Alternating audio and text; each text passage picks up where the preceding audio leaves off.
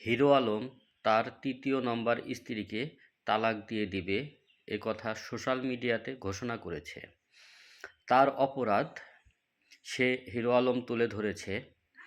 Hero আলমের পিতা যখন অসুস্থ ছিল, হাসপাতালে ছিল, তখন রিয়ামণি তার দেখাশোনা করে নাই, হাসপাতালে যায় নাই এবং পিতার খেদমত না করার কারণে রিয়ামণিকে ডিভোর্স দেওয়ার ডিসিশন নিয়েছে হিরো আলম। তো এই কথা হিরো আলম যখন সোশ্যাল মিডিয়াতে বলে, তখন হিরো আলমের প্রশংসায় সবাই পঞ্চমুখ হয়ে যায়। তো আসলে মূল রহস্যটা কি, সেই বিষয়টা নিয়ে আজকে আমি আলোচনা করব। যে যেখান থেকে আমার এই ভিডিওটি দেখতেছেন, সকলেই আমার ভালোবাসা ও সালাম নেবেন। আসসালামু আলাইকুম। প্রিয় দর্শক, আসলে বিষয়টা হয়েছে হিরো আলম এবং রিয়ামণি, এদের যে কালচার, এরা যে কাজগুলো করে বেড়ায় সেটা হলো, এরা সোশ্যাল মিডিয়াতে ভাইরাল পারসন এবং মূলত এদের কাজ হইতেছে যাত্রায় অভিনয় করা, যাত্রায় গান ড্যান্স করা এবং যাত্রা করা। তো যাত্রা বা সার্কেসে ড্যান্স করে। তো এই সার্কেসের যে ড্যান্স করে যে ইনকামটা করে, এর জন্য ভাইরাল কিছু পারসন লাগে। তো হিরো আলম বেশ কিছুদিন ধরেই রিয়ামণিকে আসলে অনেক দিন তাকে নিয়ে কাজ করতেছে। এখন রিয়ামণিকে দেখা গেল, রিয়ামণিও সে অনেক দিন তার সাথে স্বামী স্ত্রী হওয়ার পরে একসাথে কাজ করতেছে। কিন্তু রিয়ামণি যে প্রাপ্য একটা টাকা পাবে, কাজের যে একটা বেতন পাবে, হয়তো হিরো আলম সেটা তাকে দিতেছে না। কারণ দিতেছে না এই কারণেই, সে তো তার ওয়াইফ, তাকে কেন টাকা দিবে? তো হিরো আলম কিন্তু আসলে বেসিক্যালি একজন চালাক মানুষ। কারণ হিরো আলম যাদের দিয়ে কাজ করাবে, আগে তাদেরকে বিয়ে করে নেয়, যাতে তাদেরকে কাজের টাকাটা দিতে না হয়।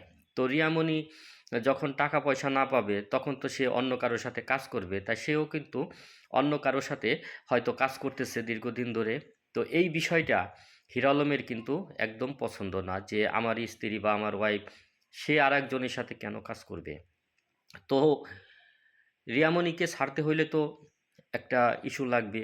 কারণ এখন বর্তমানে যে অবস্থা, হঠাৎ করে যদি রিয়ামণিকে সে ডিভোর্স দিয়ে যায়, তাইলে কিন্তু পাবলিক হিরো আলমকে খারাপ বলবে। তো হিরো আলম ভাই কী করলেন? হিরো আলম ভাই হলো একটা সুযোগ খুঁজতেছিলেন, সেই সুযোগটাও কিন্তু আবার হিরো আলম ভাই পেয়ে গেলেন। তার বাবা অসুস্থ হয়ে গেলেন। তো আল্লাহ তাআলা মানুষকে রোগ ব্যাধি দিতেই পারেন। তো তার পিতা হায়াত হয়তো এই পর্যন্তই ছিল, মারা গেছেন। তো এই সুযোগটা কিন্তু হিরো আলম কাজে লাগিয়ে দিয়েছে। কাজে লাগিয়ে দিয়েছে কিভাবে? হিরো আলম কিন্তু সোশ্যাল মিডিয়াতে ঘোষণা করছে যে, আমার স্ত্রী, তৃতীয় নম্বর স্ত্রী রিয়ামণিকে আমি ডিভোর্স দিয়ে দিব।